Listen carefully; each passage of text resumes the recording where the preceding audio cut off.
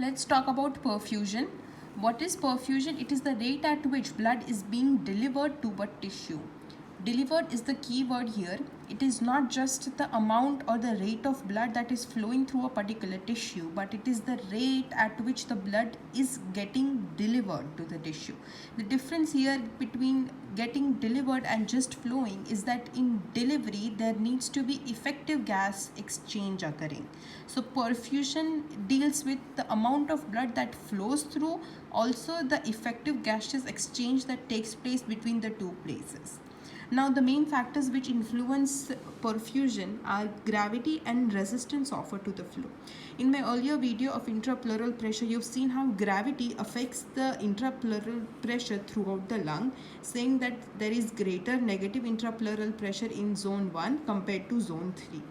Now as you can see here, the gravity is acting on this alveoli as well as on this alveoli, but the force of gravity on this alveoli is less compared to this. Now let's take for an example a box and 2 points. Now when you calculate the gravity acting at this point, it will be greater compared to gravity acting at this point because of the height. As you go more up, the gravity effect decreases. So you can see there is less gravitational force acting here and greater force acting here. So one of the major factors why there is more blood flowing to this area is because gravity. Now obviously if you open a tap, it has a greater tendency to flow downwards rather than flowing upwards. Same way, when blood is coming from here, it has a greater tendency to move downwards rather than to go upwards. So this was how gravity affects perfusion. Now resistance offered to the flow. As we know that here there are opposite forces acting on this alveoli, that is the gravitational force acting downwards and pleural pressure acting upwards, because of which the alveoli here are greater and more stretched.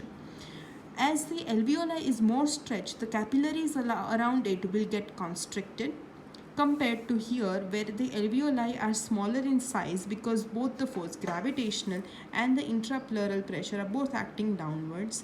So the alveoli shape here is smaller. So as alveoli is smaller, it will put less pressure on its capillaries nearby. Therefore the capillaries around this alveoli will be more dilated. It will have a greater lumen compared to these capillaries. So this was the second factor which affects that. If the capillaries are constricted, obviously there will be less blood flow going, and if the capillaries are dilated, obviously greater blood will flow through the capillaries. Now let's talk about this diagram. This shows that as we move down in the lung, the perfusion increases. The plus sign indicates the perfusion, how much perfusion occurs in that area.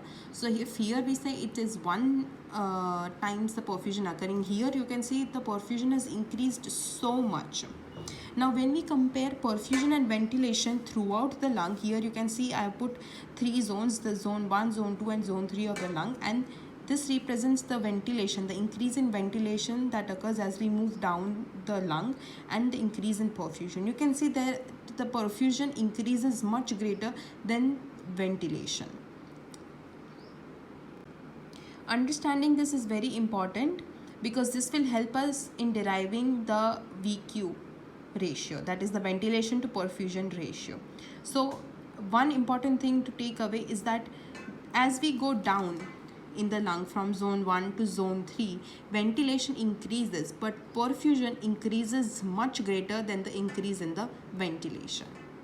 Okay, thank you. So that was all about perfusion. I hope you liked the video. Please subscribe. Thank you.